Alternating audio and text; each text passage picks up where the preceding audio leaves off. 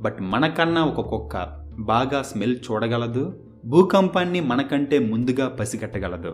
అదేవిధంగా గుర్రానికి కూడా వినికిడి, వాసన చూసే ఇంద్రియాల శక్తి మనకంటే చాలా ఎక్కువగా ఉంటుంది.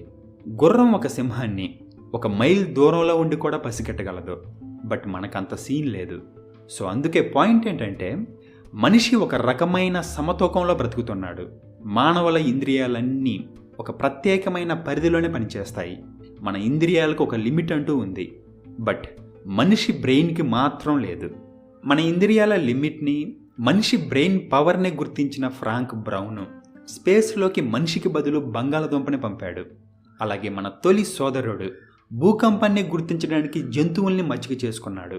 అలాగే స్కిన్నర్ అనే ఒక సైకాలజిస్ట్ మనుషులకి ఎలుకలకి పెద్ద తేడా ఏం లేదు, ప్రయోగాల కోసం మనుషుల్ని చంపాల్సిన పని లేదు, ఎలుకల మీద ప్రయోగం చేస్తే చాలు అన్నాడు.